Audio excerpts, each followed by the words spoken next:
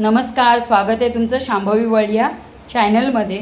आज आपण करतोय गोव्याची पारंपरिक रेसिपी केळ्याचे मोदक। केळ्याच्या मोदकासाठी लागणारे साहित्य: 3 पिकलेली केळी, अर्धी वाटी साखर, 1 वाटी रवा। 3 पिकलेली केळी ती आपल्याला चांगली स्मॅश करून घ्यायची।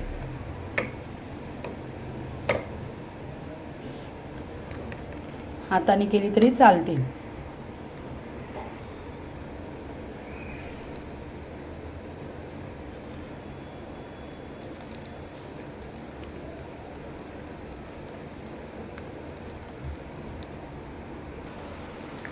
अशा पद्धतीने केळी स्मॅश करून घेतले। आता आपल्याला आवडीप्रमाणे साखर घ्यायची। मी अर्धी वाटी सांगितली आहे, तुम्हाला कमी लागत असेल तर कमी घ्या। याच्यात मिक्स करून घ्यायचे, विरघळवून घ्यायचे थोडे।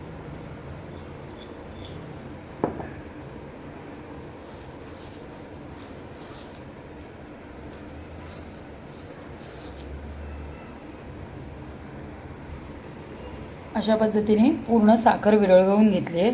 थोडीफार आहे, विरघळेल ती। आणि अर्धा वाटीमधली 2 चमचे अशी साखर आपली राहिलेली आहे।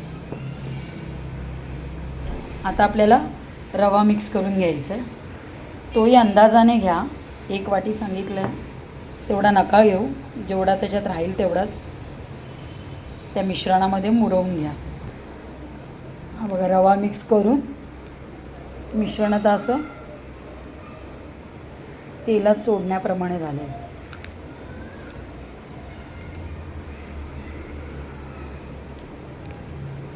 थोडासा रवा लागेल अजून।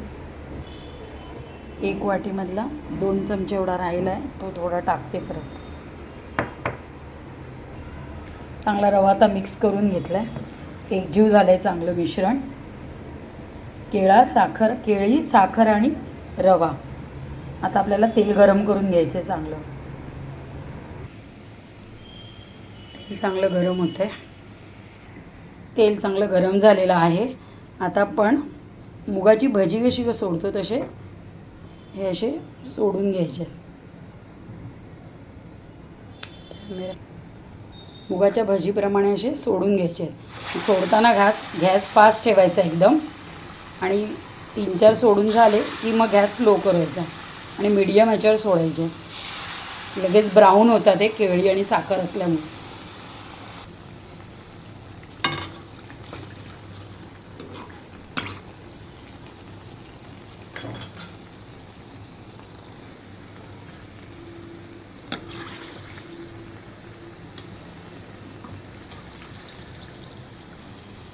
हे बघा, अशा पद्धतीने तळून झाले। आता हे काढायचे आपण याच्यात। थोडे थंड झाले की ते कडक होतात।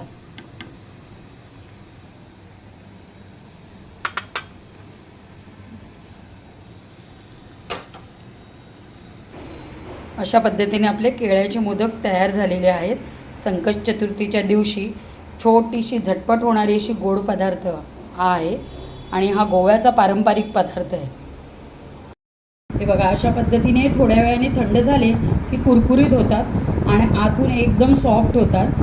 ही खूप टेस्टी रेसिपी आहे, तुम्ही नक्की ट्राय करा ही रेसिपी। आणि हा गोव्याचा पारंपरिक पदार्थ आहे। आणि ही रेसिपी तुम्हाला आवडली तर प्लीज माझ्या चॅनलला लाईक करा, माझ्या चॅनलला सबस्क्राईब करा आणि शेअर करा। धन्यवाद।